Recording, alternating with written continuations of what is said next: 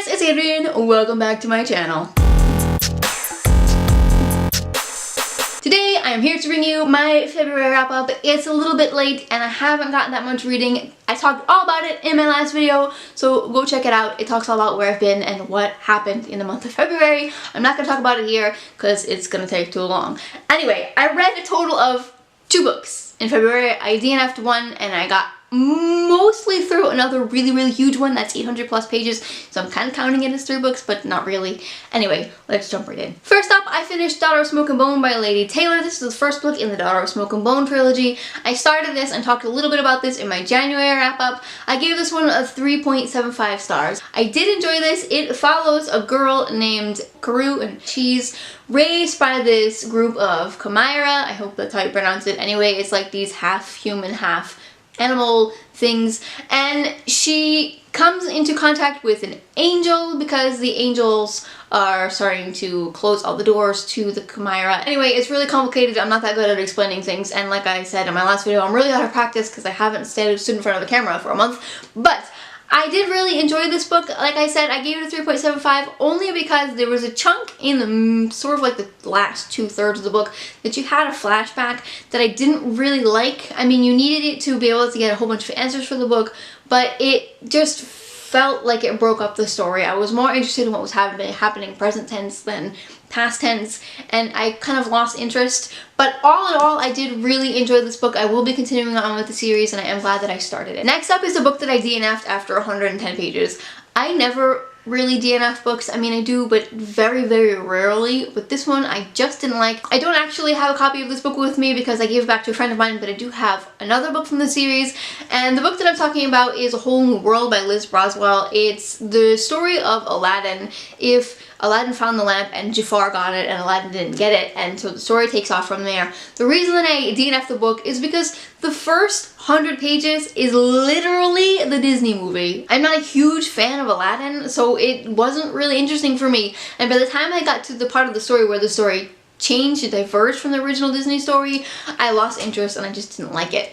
I do have As Old as Time, which is a retelling of Beauty and the Beast. That's this one. And I have Once Upon a Dream, which is a retelling of Sleeping Beauty. I do think I'm going to read this one, the Beauty and the Beast one. I don't think I'm going to read the Sleeping Beauty one because I'm not a huge fan of Sleeping Beauty either. But anyway, this is a TBR. This is a wrap up. So I DNF'd A Whole New World. Not going to read it. Didn't like it. If you like Aladdin, I would say read it. I don't like Aladdin. I didn't like it. And then for Contemporary-a-thon, the only book that I actually ended up reading for Contemporary-a-thon, in fact, I didn't even get to finish it during Contemporary-a-thon. I finished it at the very end of the month, and that was Manhattan Beach by Jennifer Egan. I do have a spoiler-free review coming up for this book in the next 2 videos. I'm not sure exactly when because my schedule is kind of all out of whack now. This one follows 3 perspectives. It follows a girl named Anna, it follows a man named Ed, and it follows a man named Dexter. Eddie is Anna's father, and it starts off with the 2 of them during the end of the Great Depression, and it continues all the way up through the Second World War. Ed is kind of having some financial difficulties, and so he gets mixed up in the mafia, who is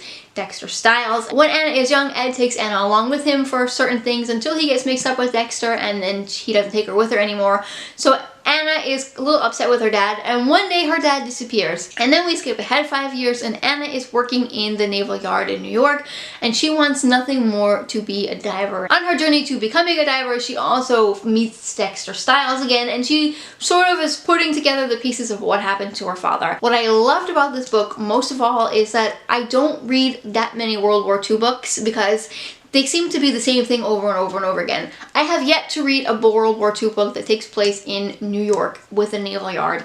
I thought that was really interesting. I thought the history behind it was really interesting. I learned a lot in this book. I also really like the diversity because we're dealing with Anna, who's struggling in a male society, and she also works with a black man who is in the similar circumstances where they're separated from all of the rest, and so he's trying to make his place. So I feel like there was great diversity, there was great representation. It was really good. I did have some issues with it, and I will talk about that in my spoiler-free review, so make sure you go check that out when it comes. The next book that I'm very excited about, and that is Winter by Marissa Myers. This is the last book to the Lunar Chronicles series.